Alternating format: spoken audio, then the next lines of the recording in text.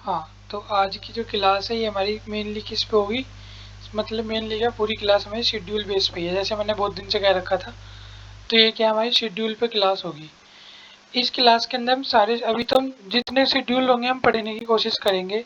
फिर उसके बाद में जो मुझे मेन लगते हैं और जो पेपर के पॉइंट ऑफ व्यू से भी मेन है, मैं उन अभी तो हम सारे पढ़ेंगे। इसके बाद जो मेन मेन है उसे हम अंडरलाइन कर देंगे, वो तो हमें अच्छे से याद करनी है।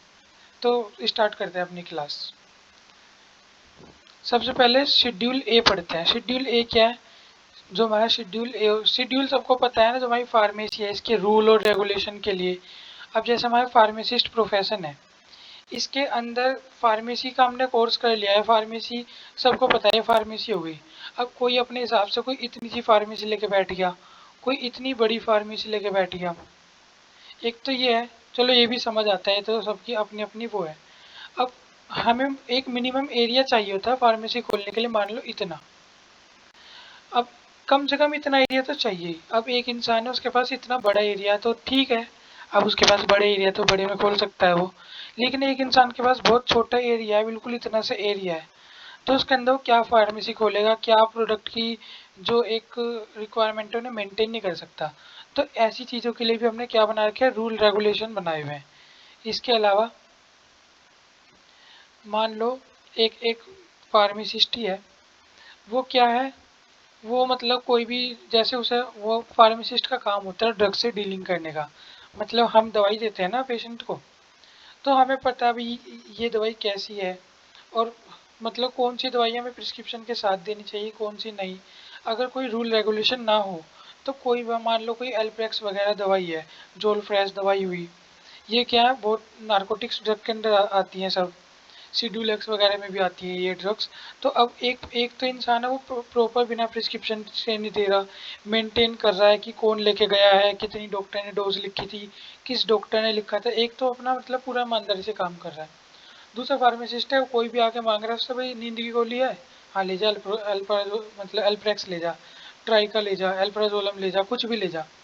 ना कोई पर्चा चाहिए, ना उसे प्रिस्क्रिप्शन, ना प्रिस्क्रिप्शन देख रहा है, ना कुछ देख रहा। तो ये अपने ईमानदारी से काम नहीं कर रहा। ये इंसान अच्छे से कर रहा है, ये इसकी सारी जो वैल्यू से खराब कर रहा है। अब लोग तो ये कहेंगे ना कि फार्मासिस्ट तो कुछ भी देता है, इनका कोई वो नहीं है। तो एक तरह से इनकी वैल्यू डाउन भी हो रही है, और गलत काम तो है, वो तो है ही।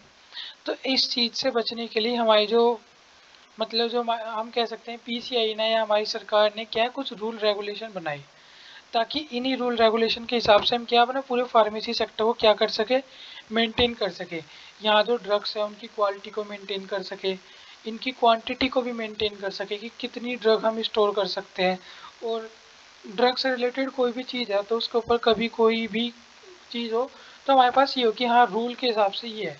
एक प्रॉपर रूल रेगुलेशन के बाद साथ ही चीज़ें चलती हैं, चाहे वो कोई भी जगह हो, फार्मेसी हो, मिलिट्री हो, या एक सिंपल किराना स्टोर हो, वहाँ भी रूल होते हैं हर जगह।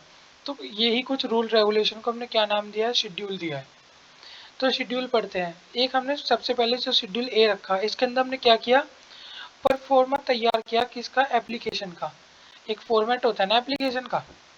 तो शेड्यूल ए के अंदर हमने क्या परफॉर्मा, इसके अंदर भाई हम क्या देंगे, ये पेशेंट की सारी डिटेल, मतलब सॉरी पेशेंट कह रहा हूँ, फार्मासिस्ट की सारी डिटेल होंगी। एप्लीकेशन फॉर्म में फार्मासिस्ट का नाम क्या है, उसने कहाँ से फार्मेसी की है, उसने वो अगर वो अपना उसका लाइसेंस है कब रिन्यू होगा, कब उसका एक्सपायर होने वाला होगा, हम ये सब परफॉर्मा है। उसके लाइसेंस के लिए उसका लाइसेंस इशू करना है, रिन्यू करना है, या मतलब कोई भी मेमोरेंडम भेजना है, इन सब के लिए क्या है, हमने एक परफॉर्मा तैयार कर लिया जिसे हमने क्या नाम दिया, शेड्यूल ए। जिसे नहीं समझ आया, शेड्यूल ए में जो सरकारी नौकरी का फॉर्म भरते हैं, वो जो सरकारी नौकरी जो गवर्नमेंट जॉब के लिए हमने फॉर्म भरा, वही हमारा शेड्यूल है, जिसके अंदर सारी डिटेल हम देते हैं।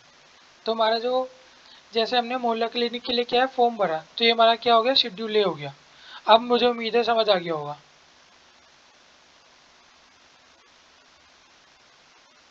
नेक्स्ट जो हमारा शेड्यूल बी है, ये क्या है, rate of fees for test और analysis by central drug laboratories या गवर्नमेंट एनालिटिक्स। अब मैंने शायद ये जब मैं थ्योरी कर मतलब एमसीक्यू करवा रहा था, मैंने तब भी बताया था। अब कोई टेस्ट है, ये जो मतलब लैब वालों पे डिपेंड करता है। एक टेस्ट है, एक सिंपल डायबिटीज का टेस्ट है। उस टेस्ट को करने के लिए एक दुकान पे हम गए, उसने कहा कि हाँ ठीक है आपका 50 रुपीज़ में टेस्ट हो जाएगा। तो यहाँ आपने पे कर दिए। मान लो कोई ऐसी जगह है जहाँ पूरे 6 7 10 20 गांव में एक ही लेबोरेटरी है, वो भी प्राइवेट है। अब यहाँ आप डायबिटीज़ का टेस्ट करवाने जाओगे, उसे पता है कि मैं अकेली एक लेबोरेटरी हूँ, तो वो कहेगा ऐसा है मैं तो टेस्ट जो ये करूँगा, जो आपका मतलब डायबिटीज़ का टेस्ट होगा ये मैं करूँगा आपका 50,000 रुपये में। आपको करवाना है तो करवाओ, नहीं करवाना है तो अपने घर जाओ, बोल सकता है भाई। तो इसके ऊपर भी कुछ नकेल कसने के लिए कुछ रूल और रेगुलेशन लगाने थे। तो इन्हीं के लिए क्या किया गया, अगला शेड्यूल बी, सबसे पहले फॉर्म तैयार कर लिया। इसके बाद क्या किया कि भाई फॉर्म के रेट, जैसे हम फॉर्म के हिसाब से लेके चलते हैं। सबसे पहले हमने क्या किया था, मोहल्ला क्लिनिक फार्मासिस्ट का फॉर्म भरा, सरकार ने फॉर्म बनाया। फिर क्या है, अब सरकार करने को क्या कह सकती थी, भाई हम ना इस फॉर्म की जो फीस रखेंगे रखेंगे 50,000 रुपये। तो उसके ऊपर भी तो रूल रेगुलेशन होनी चाहिए ना कुछ। ऐसी थोड़ी ना कि आप कुछ भी फीस रख दोगे, अब कोई बच्चा अफोर्ड कर पाएगा नहीं कर पाएगा। तो ये क्या है, शेड्यूल बी में सेम ये है, rate of fees for test, कोई भी टेस्ट एनालिसिस है उसकी जो रेट फीस है ना वो एक निर्धारित की गई, मतलब हर हर इंसान उसे अफोर्ड कर पाए ऐसी जो फीस है। मतलब अब कोई टेस्ट है उसके ऊपर कितना खर्चा आता है, उसके ऊपर एक जो मतलब क्या बोलते हैं एक जायज़ प्रॉफिट ले इंसान, जो मतलब अननेसेसरी प्रॉफिट ना ले। एक मीडियम रेंज प्रॉफिट के बाद इसका इतनी वैल्यू रख सकते हैं, रेंज बता दी कि आप अगर इस तरह टेस्ट करते हो या आपका ये मटेरियल यूज़ होता है तो आप इस पे 10% प्रॉफिट के साथ आप इसकी कॉस्ट इतनी रख सकते हो, इतने से लेके इतनी कॉस्ट। मतलब मान लो उसके जो एक डायबिटीज़ का टेस्ट है उसमें लागत आती है 10 रुपये की, तो सरकार क्या कहेगी, अच्छा आपकी 10 रुपये की लागत आ रही है, आपको प्रॉफिट भी चाहिए, सीधी सी बात है। तो आप एक काम करो, जो इसकी जो आप वो है प्राइस, आप इसका 15 से लेके 30 रुपीज़ तक रख सकते हो। एक सरकार ने निर्धारित कर दी, क्योंकि सरकार को पता है एग्जैक्ट 10 या कभी इनके प्राइस कम ज़्यादा होता है, तो सरकार ने एक स्लैब बना दी कि इसका जो डायबिटीज़ का टेस्ट है 15 रुपीज़ से लेकर 30 रुपीज़ तक ही होगा। इससे अगर कोई ज़्यादा लेगा तो ये क्या है, क्रिमिनल ऑफेंस होगा और आप इसकी जो शिकायत है ये आप कर सकते हो आगे अथॉरिटी में। ऐसा नहीं है सेंट्रल ड्रग लेबोरेटरी में जाके करोगे, आप कहीं भी करोगे वो केस सीधा वहाँ पहुँच जाएगा। मतलब वो अपने आप जांच करेंगे, फिर ये वो पूछेंगे कि आपने इसका क्या रेट फिक्स कर रखा है, उसके लिए वो सेंट्रल ड्रग लेबोरेटरी वगैरह से कांटेक्ट करके अपने आप करेंगे। तो हमें इतनी राम कहानी में नहीं जाना, हमें मतलब क्या है, पहले हमने फॉर्म बना लिया फिर उसकी फीस निर्धारित कर दी। ठीक। शेड्यूल सी क्या कहता है, लिस्ट ऑफ बायोलॉजिकल्स और अदर स्पेशल प्रोडक्ट। कुछ बायोलॉजिकल और कुछ अदर स्पेशल प्रोडक्ट हैं जिनके इंपोर्ट पे, इंपोर्ट मतलब बाहर से सामान अपने देश में मंगाना, उन्हें सेल मतलब उन्हें बेचना, उनके डिस्ट्रीब्यूशन में, और अगर उन्हें बना भी रहे हैं मतलब लाके कुछ असेंबल करके मैन्युफैक्चर भी कर रहे हैं, ये सब क्या स्पेशल प्रोविज़न में किया जाएगा। ये हमारा शेड्यूल सी है। शेड्यूल सी में कोई भी बायोलॉजिकल या स्पेशल प्रोडक्ट है, इनका मंगाना, इनका बेचना, इनका डिस्ट्रीब्यूशन, मैन्युफैक्चर, ये सब क्या स्पेशल प्रोविज़न में किया जाएगा। इसके बाद ही एक अलग C1 क्लोज डाला, पहले सी में ही चल रहा था ये। इसके बाद अदर स्पेशल प्रोडक्ट की कैटेगरी बना दी अलग ही। और शेड्यूल C1 के अंदर क्या हमने लिस्ट बना दी अदर स्पेशल प्रोडक्ट की, कि अदर स्पेशल प्रोडक्ट में ये कैटेगरी के प्रोडक्ट्स आएंगे, इनका सेल, डिस्ट्रीब्यूशन, मैन्युफैक्चर, ये सब क्या है स्पेशल प्रोविज़न के तहत होगा। मुझे पता है कुछ बच्चों सुनते जा रहे हैं और पीछे से भूलते जा रहे होंगे, स्वाभाविक सी बात है कि जो हमारे आंखों के सामने अभी चल रहा है वो हमें याद है, जो हम ये स्लाइड जैसे स्क्रॉल होती रहेगी ये हम भूलते भी रहेंगे। टेंशन नहीं लेनी है, एक बार आप ये पूरा कवर करो फिर हम स्पीड में करेंगे इसे, और मैं गारंटी देता हूँ 30% अब याद हो जाएगा, 30% आप जब दोबारा वीडियो देखोगे दोबारा तब याद हो जाएगा, और 30% अगर कोई नोट्स बना रहा होगा तो तब याद हो जाएगा, 90% में ऐसे याद हो जाएगा। और अगर कोई 2 या 3 बार इस वीडियो को देख लेगा तो प्रॉपर याद हो जाएगा, और बाकी जो मैं इंपॉर्टेंट बताऊंगा वो तो आपको इस वीडियो के एंड में हो जाएगा याद। तो मुझे उम्मीद है सी और C1 याद हो गया होगा। मतलब पता लग गया होगा, याद भी नहीं हुआ होगा तो पता तो लग ही गया होगा। शेड्यूल डी की बात करते हैं। शेड्यूल डी क्या है? List of drug exempted from the provision of import of drug. ये वो लिस्ट है ड्रग की जिनका क्या है, इनके इंपोर्ट ऑफ ड्रग से क्या रखा है ना, ये कुछ जो प्रोविजन होते हैं ना ड्रग इंपोर्ट के, उस प्रोविजन से बाहर रखा गया इन ड्रग्स को, किन्हें? शेड्यूल डी की ड्रग्स को। शेड्यूल ई वन, इसके अंदर शेड्यूल ई मिसिंग है। पहले हम ई वन पढ़ते हैं फिर ई की बात करेंगे।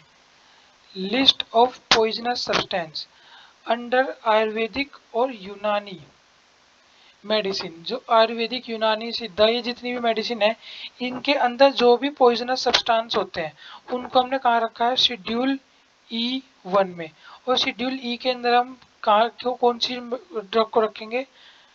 वो पॉइजन जो एलोपैथिक के अंदर आते हैं वो हम कहाँ रख लेते हैं? शेड्यूल ई में। ई के अंदर तो एलोपैथी के पॉइजन, ई वन के अंदर एलोपैथी छोड़ के जो भी तुम्हें दिखे उस सबके पॉइजन क्या है? ई में, ई वन में आएंगे। Next, schedule F and F one. F और एफ वन क्या है? इसके अंदर भी स्पेशल प्रोविजन एप्लीकेबल होता है। किस पे? कोई भी ड्रग है उसकी प्रोडक्शन पे, उसके टेस्टिंग पे, उसके स्टोरेज पे, उसके पैकिंग के, उसके लेबलिंग के, ऑफ बायोलॉजिकल और अदर स्पेशल प्रोडक्ट। कोई भी बायोलॉजिकल अदर स्पेशल प्रोडक्ट है, उसका प्रोडक्शन है, टेस्टिंग है, उसके लेबलिंग है, इनके लिए क्या है? स्पेशल प्रोविजन एप्लीकेबल होता है, जो हमने C1 में भी देख रखा है। एक शेड्यूल एफ एफ है, ये कई बार इंपॉर्टेंट है, ये पूछ लिया जाता है। शेड्यूल एफ एफ क्या है? ये मतलब जो ऑप्थेल्मिक प्रिपरेशन होती है ना हमारी, ऑप्थेल्मिक प्रिपरेशन में क्या स्टैंडर्ड होने चाहिए, क्या स्टैंडर्ड हम लगाएंगे उसके लिए। ऑप्थेल्मिक प्रिपरेशन मुझे यकीन है सबको पता होगा क्या होती है हमारी, जो आइज के रिलेटेड होती है वो ऑप्थेल्मिक होती है। शेड्यूल जीवन, अगर हम कहें तो मोस्ट इम्पोर्टेंट है हमारी क्या? शेड्यूल जीवन। ये क्या है? ये वो सब्सटेंस होते हैं जिनके लिए क्या है, इस मतलब मतलब use only under medical supervision, मतलब एक डॉक्टर के अंडर होते हैं और इसी हिसाब से इनके ऊपर क्या लेबल भी किया जाता है। जो ये ड्रग्स है इनके ऊपर लेबल भी होता है कि ये क्या है, मतलब ये मतलब एक डॉक्टर की निगरानी में या फिजिशियन के सलाह पे ही लेनी है, इस तरह का इनके ऊपर क्या होगा? लेबल भी होगा। अब शेड्यूल जी नहीं लिख देते वो सीधा उस पर, कुछ ड्रग पे लिख देते हैं शेड्यूल जी, या आपने देखा होगा बहुत सारे ड्रग पे शेड्यूल एच लिखा भी रहता है, तो शेड्यूल जी लिख देते हैं कुछ पे, या इस पे लिख देते हैं कि ये क्या है, फिजिशियन की उस पे ही लेनी है।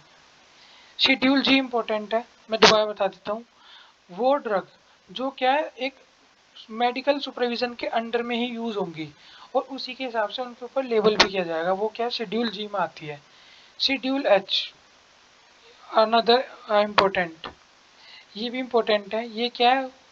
ये वो ड्रग होती है जिनकी हमें मतलब list of prescription drug while sold, मतलब जिनके बेचते समय हमें प्रिस्क्रिप्शन की जरूरत हो, जिस भी ड्रग के लिए हमें प्रिस्क्रिप्शन की रिक्वायरमेंट हो वो किसके अंदर आएगी? शेड्यूल एच में। इसका मतलब मैक्सिमम ड्रग हमारी कहाँ आती है? शेड्यूल एच के अंदर आती है। शेड्यूल जे क्या होता है हमारा? देखो शेड्यूल जे बहुत इंपॉर्टेंट है। ये क्या है? ये डिजीज या एलिमेंट होते हैं जो ड्रग है ना, मे नॉट पर्पस या purport sorry purport to prevent और क्योर। ये इसके अंदर वो ड्रग्स आती है जो किसी भी बीमारी को मतलब ये दावा नहीं करती कि हम क्योर कर देंगे। जैसे हमें पता है कैंसर है, एड्स को हम क्योर नहीं कर सकते लेकिन इसके अंदर मेडिसिन तो देते हैं ना हम। तो ये मेडिसिन है, ये शेड्यूल जे मेडिसिन, शेड्यूल जे की मेडिसिन होती है जो क्या है, ऐसा क्लेम नहीं करती कि ये एड्स को ठीक कर देगी। अगर कोई भी मेडिसिन ऐसे क्लेम करे कि ये मेडिसिन खा के एड्स ठीक हो जाएगा तो किस शेड्यूल का उल्लंघन कर रही है? शेड्यूल जे का उल्लंघन कर रही है। शेड्यूल जे में वो ड्रग आती है जो क्या है, मतलब ये क्लेम नहीं करती है कि ये जो या मतलब ये जो ड्रग है इनका पर्पस डिजीज को क्योर करने का नहीं होता, ये प्रिवेंट करने का नहीं होता। अब जब ये कोई एड्स हो गया तो हम क्या है उसकी जो जो एड्स है उसके अंदर रेट्रोवायरस है, उसकी जो ग्रोथ है बॉडी के अंदर उसे स्लो डाउन करने के लिए ड्रग्स देते हैं। लेकिन हम ये कभी नहीं कहते कि ये ड्रग खा के आपका अब जो है एड्स कभी होगा नहीं या एड्स ठीक हो जाएगा। अगर कोई ऐसा कहे तो क्या कर रहा है? शेड्यूल जे का उल्लंघन कर रहा है। शेड्यूल के क्या है?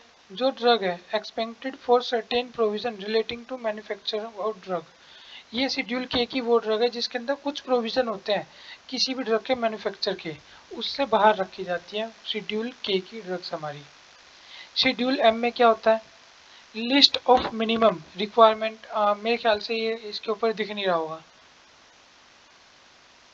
मैंने ध्यान नहीं दिया, इतनी देर से हम इसमें ही करते जा रहे हैं। हाईलाइटर से कम दिखता था।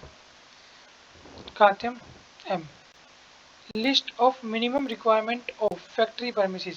अगर कोई भी इंसान किसी ड्रग को बनाना चाह रहा है, फैक्ट्री खोलना चाह रहा है या मैन्युफैक्चरिंग करना चाह रहा है, तो उसके लिए मिनिमम रिक्वायरमेंट्स क्या है, वो किसके अंदर आती है? हमारी शेड्यूल एम के अंदर।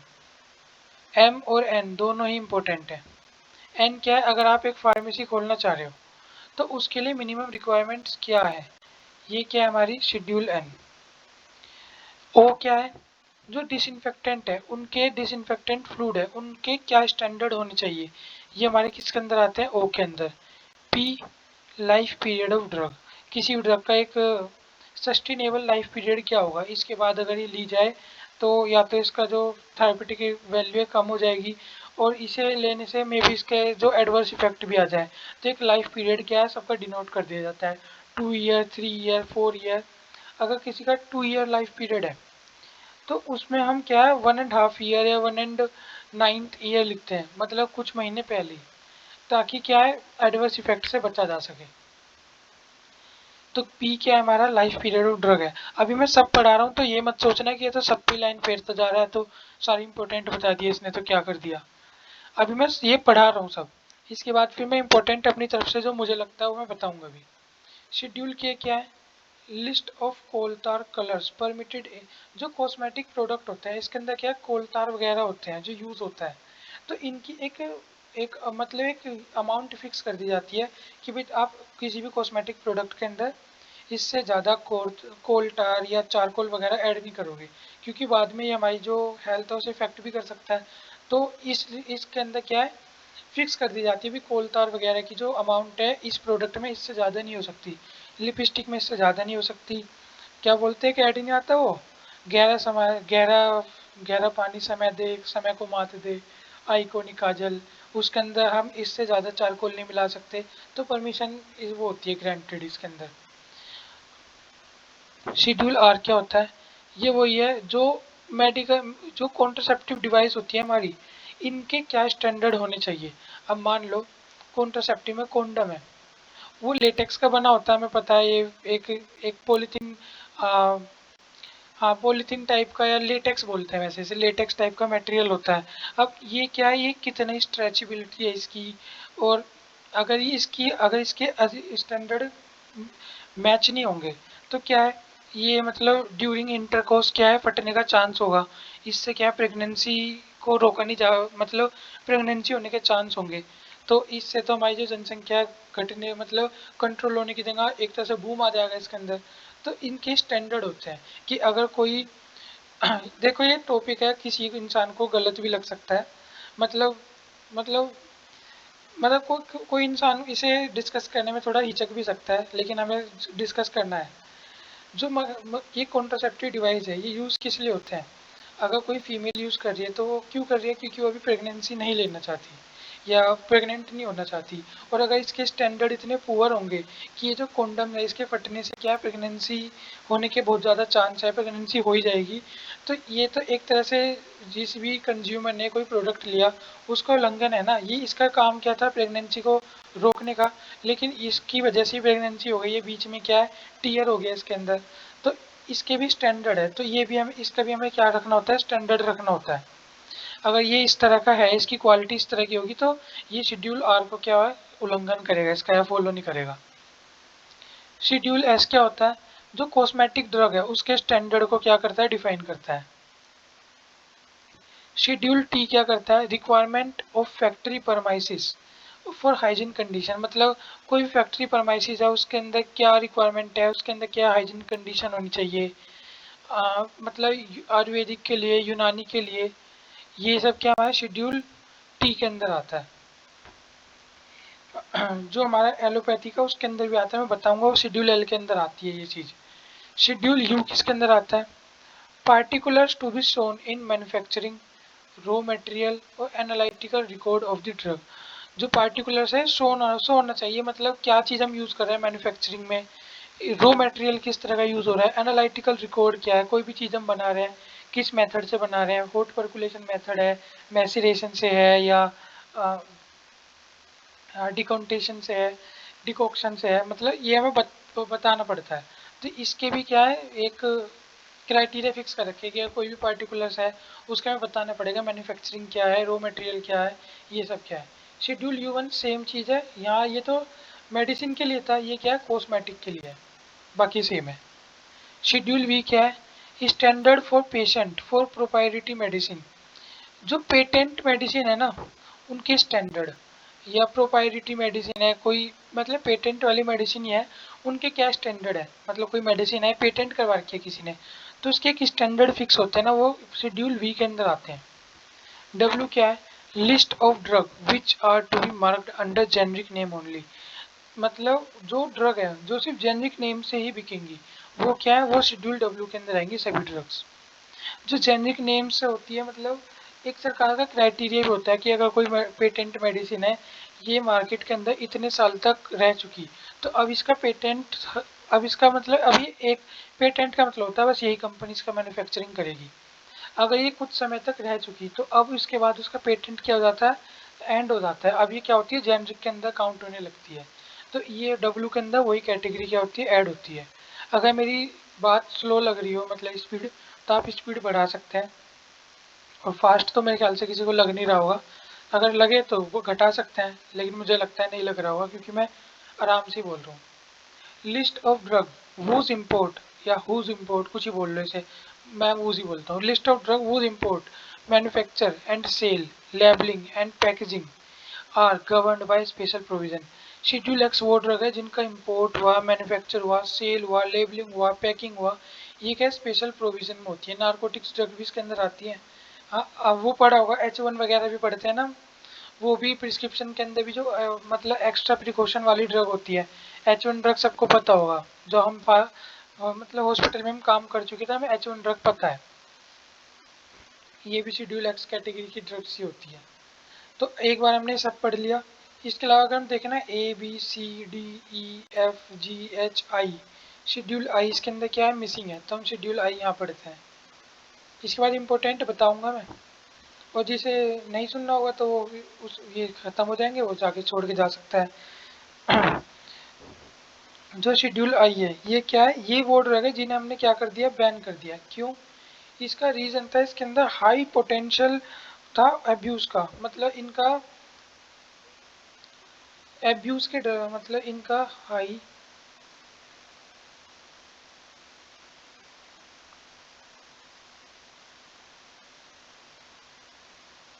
कुछ ऐसी ड्रग थी जिनका यूज़ ना बहुत ज़्यादा एब्यूज़ के लिए होता था।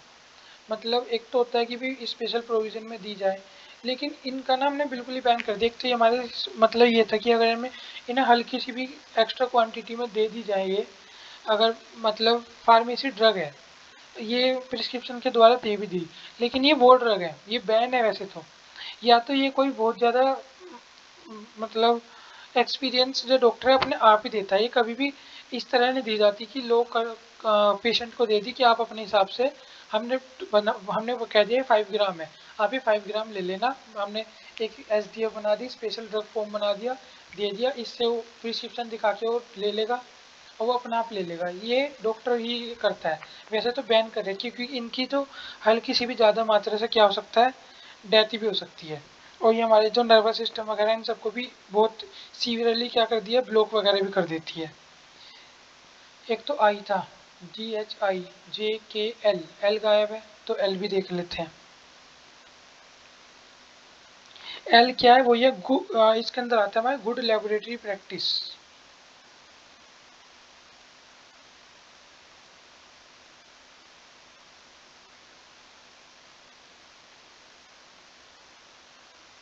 अभी हमने यहाँ पढ़ा था ना यूनानी सिद्धा वाला T, factory promises hygiene condition, ये तो आयुर्वेदिक और यूनानी की थी। और एल के अंदर क्या है, ये हमारी एलोपैथी में भी आ जाती है।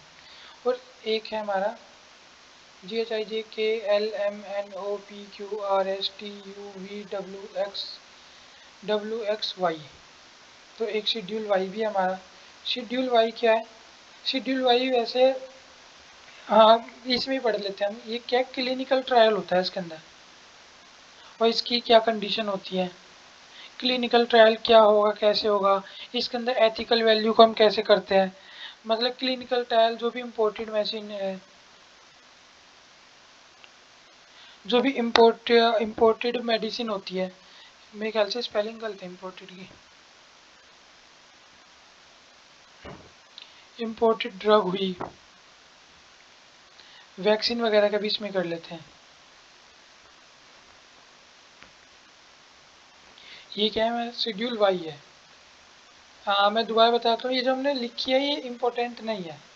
अब ये हमने जब हम सारे शेड्यूल कर रहे थे हमने पूरे करने के लिए कर लिए।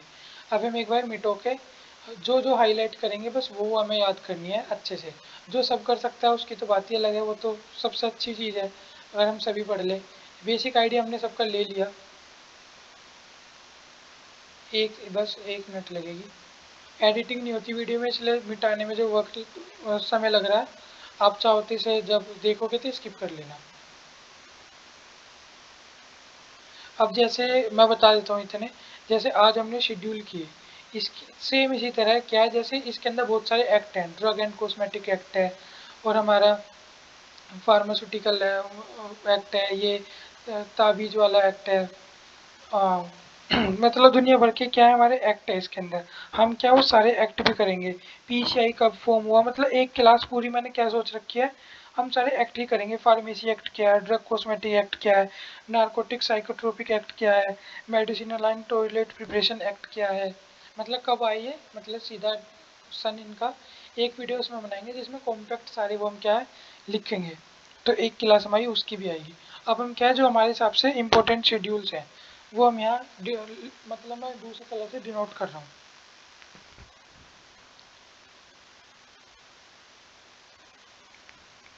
देखो, एक तो शेड्यूल C1, सी और C1 ये इम्पोर्टेंट है। इसके अंदर कुछ नहीं है, बस लिस्ट ऑफ बायोलॉजिकल और अदर स्पेशल, और ये क्या है लिस्ट ऑफ स्पेशल प्रोडक्ट। बाकी जिनका इंपोर्ट सेल डिस्ट्रीब्यूशन ये सब क्या है स्पेशल प्रोविजन से हो। शेड्यूल C C1 एक जैसी है तो इजीली याद हो जाएंगे और होने भी चाहिए। शेड्यूल E1 ये क्या है, पॉइजनस सब्सटेंस है किसके अंदर, आयुर्वेदिक के अंदर और यूनानी के अंदर। इसी के साथ साथ शेड्यूल ई भी, ये एक schedule C C1 list of biological and other special product. और हमारा ई और E1, ई क्या है एलोपैथिक की जो पॉइजन होते हैं, और E1 क्या है जो हमारा आयुर्वेदिक और यूनानी में पॉइजन होते हैं। इसके बाद शेड्यूल F ये क्या हमारा ऑप्थेल्मिक प्रिपरेशन के standard. Schedule F, schedule H और जी, मतलब ये कह सकते हैं मोस्ट मोस्ट इम्पोर्टेंट, अगर सबसे ज़्यादा इम्पोर्टेंट कहूँ ये दो हैं। एच शेड्यूल जी क्या है, वो प्रोडक्ट जिनके जिनका यूज़ है ना एक मेडिकल सुपरविजन के अंडर, मतलब उसकी निगरानी में ही होगा या उसके अंडर होगा, वो तो शेड्यूल जी है। शेड्यूल एच क्या है, वो मेडिसिन जिन्हें खरीदने के लिए क्या है प्रिस्क्रिप्शन जरूरी हो, वो क्या है शेड्यूल एच है। शेड्यूल जे भी इम्पोर्टेंट है। ये वो ड्रग्स हैं जो क्या है कोई भी लाइलाज बीमारी है उसमें यूज़ की जाती है, और इनका पर्पस उसे प्रिवेंट या क्योर करने का नहीं होता, जस्ट उसके इफेक्ट को क्या स्लो डाउन करने का होता है। Schedule G. Schedule M N same ही है। शेड्यूल एम और एन क्या है, एम का मतलब है मैन्युफैक्चरिंग, अगर हम किसी भी ड्रग की मैन्युफैक्चरिंग कर रहे हैं उसके क्या क्या स्टैंडर्ड्स होंगे या उसकी परमिशन हमें कैसे कैसे लेनी है। और मतलब जो एन है ये क्या है, अगर हमें फार्मेसी खोलनी है उसके लिए मिनिमम क्या रिक्वायरमेंट्स होगी वो है। इसके अलावा हमारा शेड्यूल पी इम्पोर्टेंट है लाइफ पीरियड से। शेड्यूल हमारा एस ये इम्पोर्टेंट है कॉस्मेटिक से, मतलब बहुत ज़्यादा इम्पोर्टेंट है। और शेड्यूल आर भी ये भी इम्पोर्टेंट की कैटेगरी में मान सकते हैं। आर क्या है कॉन्ट्रोसेप्टिव डिवाइस में होता है। इसके अलावा जो हमारा बहुत इम्पोर्टेंट है वो क्या है हमारा शेड्यूल एक्स, मतलब कई बार पूछा है कई बार। और शेड्यूल डब्ल्यू, शेड्यूल एक्स आप समझ जाना, शेड्यूल एक्स में वही दवाई है जो मतलब खतरनाक वाली दवाई होती है, वो सारी क्या है शेड्यूल एक्स की दवाई होती है हमारी। देखो हमने पढ़े तो इतने सारे हैं, लेकिन हमें जो याद करने हैं वो बस इतने सारे हैं। हम देखो बहुत स्पीडली पढ़ेंगे इन्हें। शेड्यूल सी और सी वन क्या है, जो बायोलॉजिकल स्पेशल प्रोडक्ट है जिनके मैन्युफैक्चर, अब मेरी बात इसे स्लो करके देख सकते हो, जिनकी इंपोर्ट सेल डिस्ट्रीब्यूशन ये सब क्या है स्पेशल प्रोविजन के अंडर आते हैं। शेड्यूल ई क्या है, जो एलोपैथी के पॉइजन होते हैं। शेड्यूल ई वन क्या है, जो आयुर्वेदिक और यूनानी के अंदर पॉइजनस सब्सटेंसेस उनकी लिस्ट होती है। शेड्यूल एफ एफ क्या होता है, हमारा ऑप्थेल्मिक प्रिपरेशन के स्टैंडर्ड क्या है वो होते हैं। शेड्यूल जी क्या है, जी वो ड्रग्स होती है जो हमारी क्या है एक मेडिकल सुपरविजन के अंडर में यूज होंगी, और इस तरह इन पे लेबल भी होता है। शेड्यूल एच क्या होती है, शेड्यूल एच वो ड्रग होती है जो हम क्या है एक प्रिस्क्रिप्शन के द्वारा, मतलब जिन ड्रग को खरीदने के लिए प्रिस्क्रिप्शन चाहिए होता है। शेड्यूल जे क्या है, वो ड्रग जो किसी भी डिजीज को क्योर या प्रिवेंट करने की गारंटी नहीं देती, जैसे एड्स में दी जाती है, ये बस उसके उसको क्या है स्लो डाउन करती है इफेक्ट को। शेड्यूल जे दोबारा बता रहा हूँ, वो ड्रग है जो किसी भी डिजीज को क्योर या प्रिवेंट करने की क्लेम नहीं करता। शेड्यूल एम क्या है, अगर हमें मैन्युफैक्चरिंग यूनिट खोलनी है उसके अंदर उसके लिए मिनिमम रिक्वायरमेंट्स क्या है। एन क्या है, फार्मेसी खोलनी है उसके लिए मिनिमम रिक्वायरमेंट्स क्या है। शेड्यूल पी क्या है, लाइफ पीरियड ऑफ ड्रग्स को बोलते हैं। शेड्यूल आर क्या है, हमारा स्टैंडर्ड होता है, मैं सॉरी, शेड्यूल आर होते हैं वो स्टैंडर्ड जो किसी मैकेनिकल कॉन्ट्रासेप्टिव डिवाइस के लिए चाहिए होते हैं। शेड्यूल एस क्या है, कॉस्मेटिक्स के लिए स्टैंडर्ड जो निर्धारित किए हुए हैं। डब्ल्यू क्या है, वो ड्रग जो सिर्फ जेनरिक नाम से ही बिकेगी मार्केट के अंदर।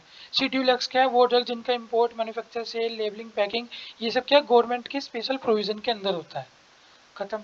मेरे ख्याल से 2 या 3 मिनट में हमने सारे शेड्यूल पढ़ लिए। और जी जो मैंने ये अंडरलाइन किए हैं बहुत ज़्यादा इम्पोर्टेंट है, और ये तो अगर कोई बच्चा ये कर लेगा तो अच्छी बात है। ज़्यादा लंबा नहीं करते वीडियो को।